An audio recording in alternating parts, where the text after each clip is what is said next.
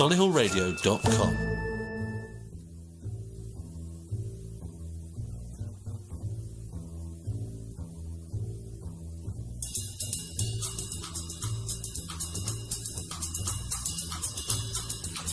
A very warm welcome and thank you very much for downloading this featured content podcast.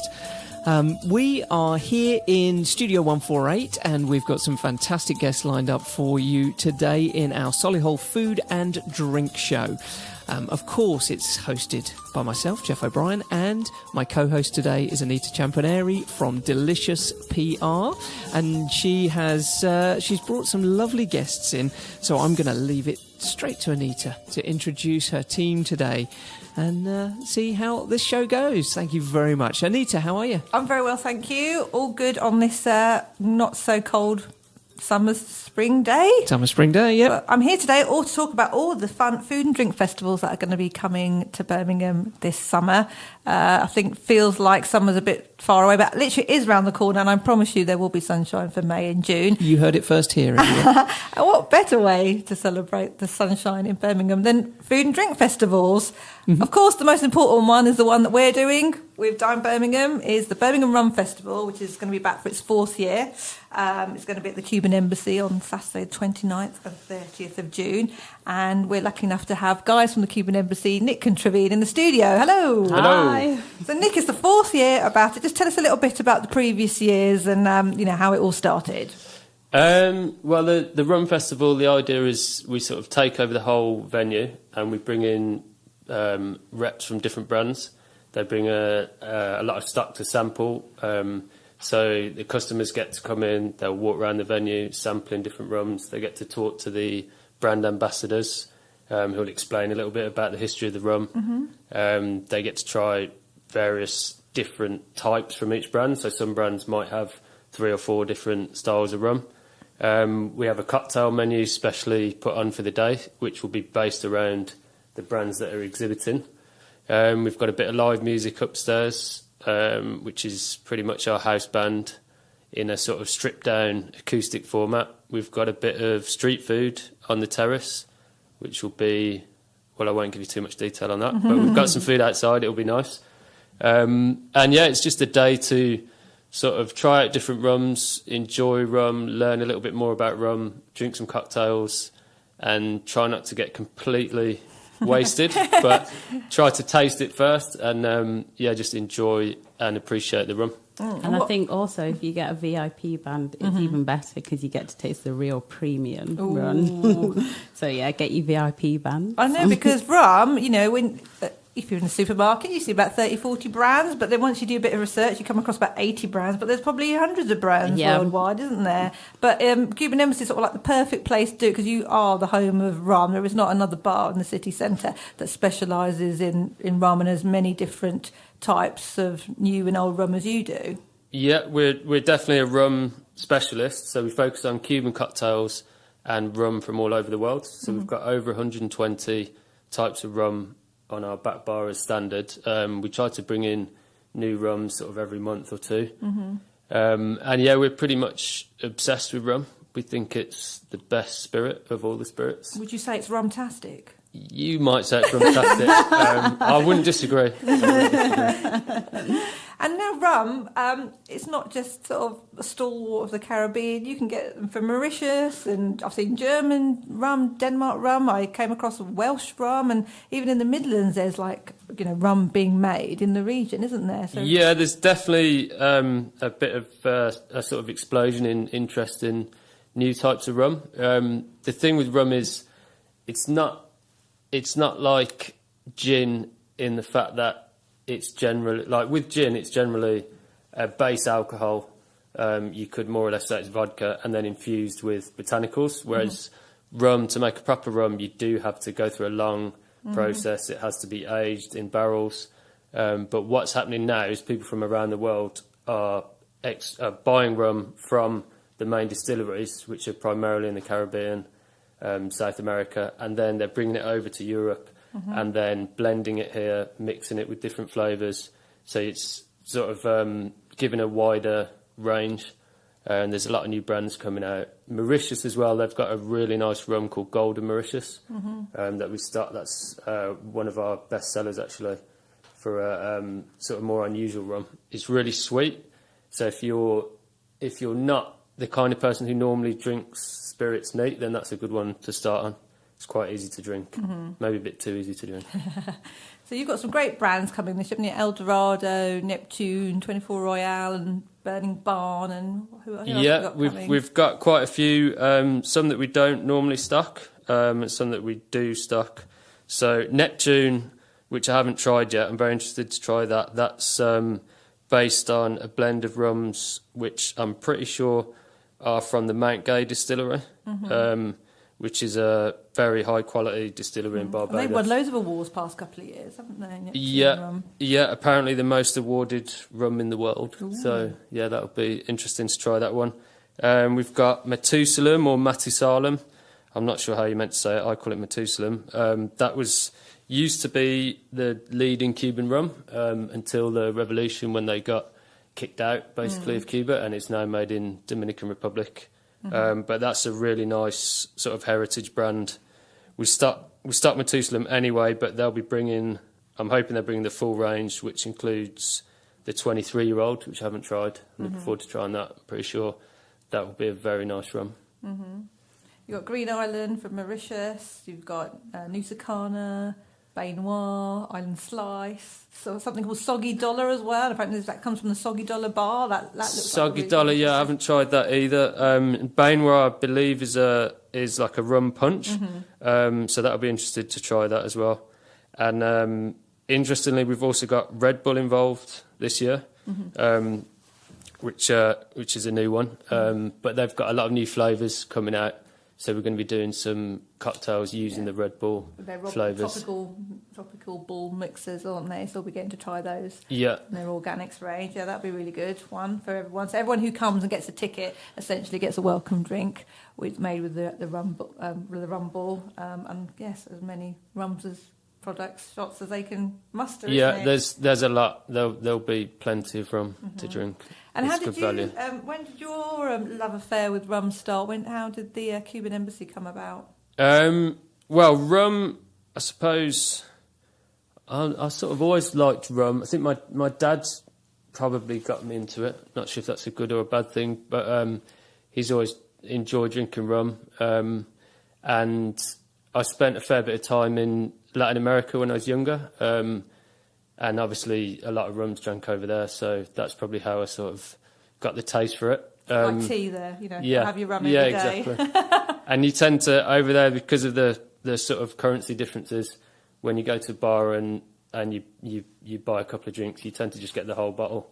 So, and you're getting a higher quality of rum for a lower price over there, obviously, so you get to try a lot of nice rums. And then the Cuban Embassy itself, we started that in 2015, was when we took over the old Bull's Head in Moseley.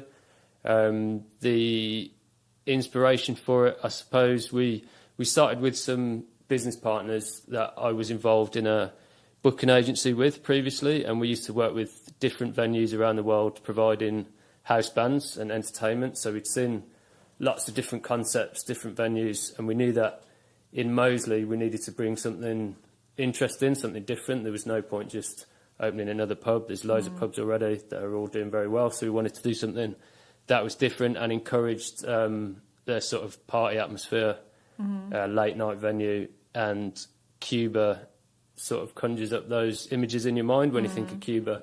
Most people tend to think of obviously rum, mojitos, cocktails, live music, and that's pretty much what sums up the venue. I think that's the beauty of this festival, and I've been to a few gin and rum tasting things, but it's very kind of corporate-y, networky, atmosphere, whereas Cuban, you can just, it's just brimming with atmosphere and music, and I think it's just going to be like a real party weekend, almost like a holiday weekend, isn't it? That's what we tried to do. We tried to create a sort of escapism where, you're in the middle of Moseley, but once you come into the Cuban Embassy, you feel like, you could imagine yourself being in Havana. The bar sort of looks that way. It's designed that way. And obviously the cocktails, we're pretty sort of strict to following the methods that they use in Havana. So our mojitos are very carefully spec'd to be exactly the way that they make them in El Floridita in Havana, which is obviously a famous bar over there. Do you have a favourite cocktail, Traveen? Yeah, I do. The Ron Old Fashioned. they say it's a real man's drink. But also I like it with whiskey as well, even though I'm a true rum lover. And I would say I used to like these Burgell Spice rum, but they're still That was a doing beautiful that. rum. It was amazing. They stopped making it and it's all gone, unfortunately. Yeah, I should have bought loads of bottles. I'm so disappointed because spice rum is so hard to get right, just that balance. So yeah, those are my favourites. And the Cuban Embassy is right in the heart of the village now, isn't it? I know we were saying so many drinking venues there, and it's a very, very going out, a nice suburb to be going out in there. I mean, just tell us a bit more about the rest of Moseley Village and kind of the people in there. Yeah, I think it's Moseley so varied, and when you go into all the bars, I think with Moseley you'll find people from all different background and ages. Whereas you go in town, if you're a certain age, you might not feel so comfortable because it's like heavily a student's bar, or So, but I think with Moseley, everyone mixes so well. And you come into the Cuban, you'll just feel at ease because everybody there is of all different ages. And I think what's a great pull as well is because we do the live music and it is that real atmosphere. And as Nick was saying, you do come in and there's an explosion of colour and the music's going and the rum's going. So you do really feel like you're in the heart of the Caribbean. So many people have said that, even if you look out the window and it's raining. But we have been fortunate on Rum Festival to have really good weather. I can't believe it. All the time the weather's been nice. And you just had the refurb, isn't it? So it's all looking brand spanking cool. Yeah, it's absolutely gorgeous. Like the colours are really bright and vibrant. The layout of the bar is amazing. It's massive. So, a lot of our customers are going, I can see the bar from up the street because they're backlit, and so you can see all the rums and Havana. It's great. It's a beautiful layout. And what are the differences between like the vintage rums and the signature classics? I mean, from a public point of view, what do you think people should be trying? There's the good thing about rum is there's so much variety. So, you can start with your very sort of basic unaged white rums. Although they say unaged, they're always aged for a little bit, but aged for a shorter time. Like, for example, a Havana 3, which is aged for 3 years, hence the name. Which is a white rum, or it's slightly off-white in colour, which is really good in mojitos and daiquiris, or Cuba Libras, which is basically a rum and coke. So you've got those kind of rums right the way up to 25-year-old aged rums, which you definitely wouldn't want to mix with anything. And if you ask for coke in it, you'll probably be refused by our staff. You want to drink that neat, it's very like slowly. Sacrilegious, isn't it? You've committed a cardinal sin. Yeah, absolutely. Yeah, but the staff are all fairly well trained and knowledgeable about rums, so you can always ask them for advice, the type of rum you like. You can explain the kind of taste profile that you like, and they'll recommend something for you, whether it be by price range or style. And will you be doing masterclasses? Yes, we will. And will you be doing that before? Do that outside of the festival as well? Yeah, we do. We used to have more regularly, but we will be having some tasting events and masterclasses, which will be ticketed in advance, and you can come and you can meet the ambassadors, and that will be a more sort of detailed kind of event where you'll be sitting down talking through the rums in more detail, a sort of longer format. You get to ask more questions and try a nice variety of rum from one main brand.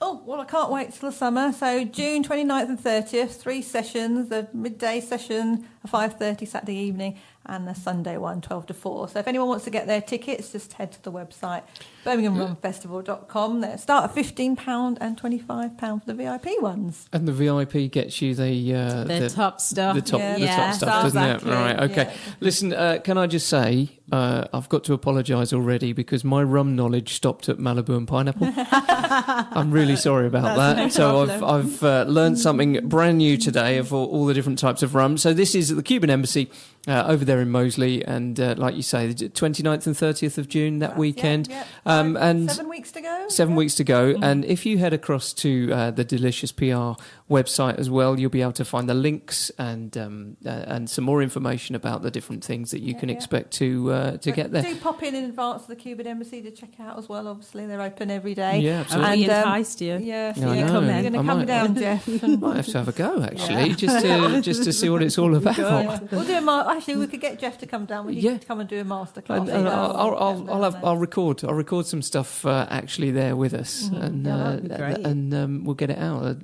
live it out. When we're doing it. So that is it in terms of food and drink podcasting and the Solihull food and drink podcasting. If you want to get in touch with us here at the station, why don't you send us an email, studio@solihullradio.com, if you've got a food and drink related topic that you would like to talk about, or even talk to Anita. Or if you'd like to be a guest in the studio, you can always come and join us.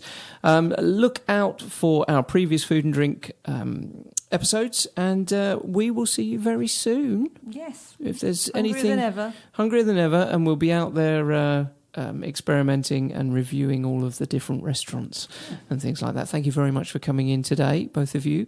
Thank you for having us. No problems at all, and I'll see you again very soon. Goodbye.